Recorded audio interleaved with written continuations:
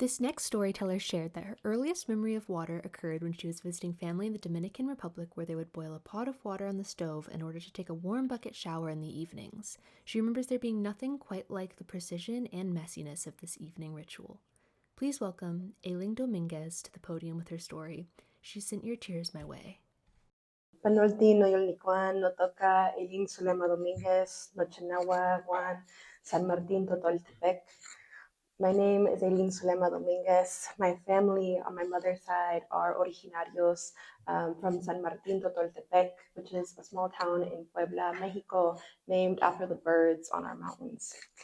As we gather today on Otham and Peeposh ancestral lands, I am compelled to say that I hope you are all engaged in or else soon find your way to supporting Indigenous-led water and land defense efforts, much like the one that was just spoken about, much like Protect Hakamwe, Hall No, and so many others. I've been engaged with a lot of memory keeping for our lineage as of recent, and I'm grateful to be able to share a story with you all about our Pueblo's lagoon and the mermaid who everyone in our Pueblo can attest to being so very real and being bound to those waters. My grandfather has told me elements of this story as nonfiction, as Pueblo truth, generational story, which is how I share it with you all now. She sent your tears my way. My grandfather sat crying by the riverside, the chimes and clinks of the running river, the tune to which his tears fell. He had just eaten the heart of a hummingbird, instructed to by an elder healer, who spotted my grandfather sitting all forlorn and lonesome at the bus stop and asked him what he was carrying. ¿Qué traía? Pues tristeza, responded my grandfather, sadness. He was never one to shy away from conversation. It's just not the Pueblo way. You talk to your neighbors. You know that if an elder or an elder healer asks you a question, you answer it, and thoughtfully. He'd had a hard time finding love. Born with a cataract that he'd been bullied for all throughout childhood, he'd become self-conscious that no one could love him with and through his uniqueness. After recounting this to the elder, my abuelito Enrique was instructed to eat 3 hummingbird hearts in order to invite more love in. The elder was resolute, unwavering, and so my grandfather decided to be too. He thanked the elder, left the bus stop, forgetting where it was he was even headed, and went walking back into town, asking permission for each flower he picked, filling 2 palmfuls with petals to place at the river's edge, where he knew the small, spirited birds often frequented, sipping on nectar as they opened portals with the thrumming of their teal and indigo wings. When he arrived at the stream, el paisaje held its breath. The Campo's concert of bird songs quieted, and the rustling breeze stopped whispering. Nature knows when a shift is brewing. It readies itself to eventually restore the balance. My abuelito always carried a slingshot in his back pocket to chase off the more relentless Pueblo dogs with. He grabbed it now, along with the smoothest rock he could find. Turning the rock over in his hand, he closed his eyes and honored the 4 directions, honored the earth and sky above it, honored this particular inlet, where water and dirt met and agreed to hold and be held by each other. The natural world came back to pulsating life with the trill of hummingbird wings beating above him. A moment later, and a thud hit the ground beside him. He moved with careful precision and intention, carving through the feathered chest that fit between his fingers. Its heart was the size of a guaje seed. He closed his eyes, chewed once, and swallowed. His own heart almost instantly felt weighed down, burdened. Clouds rolled in and tears rained down my abuelito's face, dropping steadily into the river as he sat on his knees. The river had grown accustomed to offerings. Many came to her edge bearing gifts, wonders, asks, gratitudes. She had never, however, tasted a weeping quite like this one. It tasted remarkably lonely, a loneliness that the river herself knew not how to heal, only to carry. A loneliness that made the river think of the place where La Sirena lived, The river cradled the teardrops downstream to the lagoon, where grief pooled in stillness and fish had gills that breathed lament in, hoping the mermaid might recognize this kind of hurt and offer some solace. Once delivered, the river expected something miraculous to happen, some cosmic recognition. Nothing did in that very moment. My abuelito walked back home and let the night tuck him into a peaceful rest. Or so he hoped. Night in our pueblo is when the spirits speak loudest. In his dream, the moon shone fiercely on the midnight blue amethyst body, lighting a walkway down the water, inviting my grandfather in. He stepped up to the lagoon's edge and lifted his leg, but his foot hovered above the water. He hesitated before placing his foot squarely back on the ground again. Maybe the brujo meant to teach me a bit about patience. He knelt down, leaning just enough over the lagoon to see his face reflected. Or about love of self? A gentle voice from his right chimed in. "Ah, chingados, ¿y tú de dónde vienes?"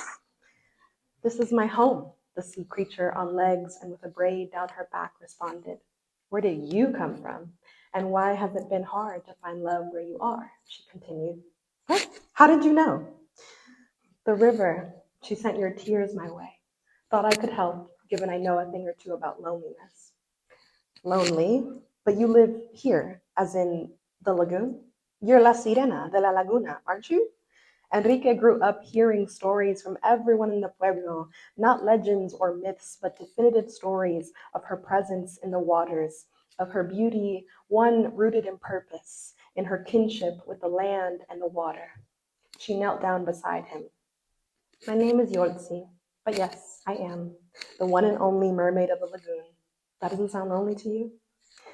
"Bueno, I just thought all the fishermen, the señoras and children who visit you, the marine life." He blushed now as Yotzi kept her gaze steady on him. "Fleeting, all of those. People don't really stay for long whiles anymore, don't offer conversation and company to the lagoon, let alone to me." "Oh, Before Enrique could say another word, Yotzi dove into the water, bobbing a bit so her mermaid tail flicked out every now and then. Enrique sat hugging his knees to his chest, looking at Yotzi and questioning whether this was still a dream. "You're not dreaming," Yotzi said. Enrique's eyes widened. "Did you just read your mind?" Yotzi had a sly smile before dipping half her face below water and leaving only her eyes to peek over. Enrique remained quietly stunned until Yotzi brought her head back above water and burst out laughing. "No, I'm just used to everyone thinking they're dreaming when they meet me." He rolled his eyes and swam closer to the lagoon's edge. "So you can't read minds, but you can read water? You can read tears? How does water do that? Communicate that way?" Enrique asked. Yotzi raised her eyebrows. "Well, I am of these waters, and you do know all water is connected, right?" When my grandfather didn't seem to get it, she proceeded. "Water is a vessel, handling memory across time and place, generations and geographies. Water's waves and streams, even its stillness, are all guiding relatives. Water reminds us of the depth of our feelings and of how much we can carry.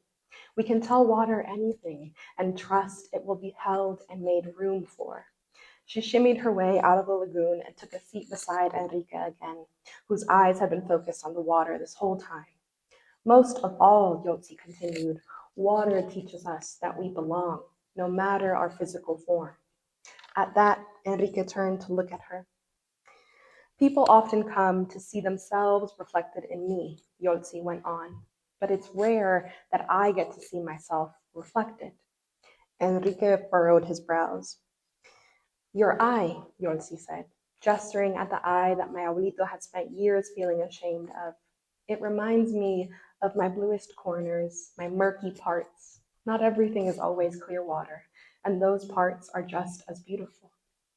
The moon gleamed on the two young hearts and the lagoon that joined them. They continued talking through the night, for several nights, till weeks and months went by. The lagoon itself was starting to flourish. The fishermen had greater hauls, and the townspeople were spending more time by the water, frequenting with more offerings and more company. All was sweet, until one night, my abuelito arrived at the lagoon without his usual bliss and glee. Yolsi swam up and asked what he was carrying. ¿Qué traía? Yolsi, I have to go up north. Things are getting hard for farmers like me and my family, and they say there's more chances up there. Would you come with me? Enrique, these waters are the only chance I need, Yotzi replied. I can't go. No chance of making a home in the waters up north?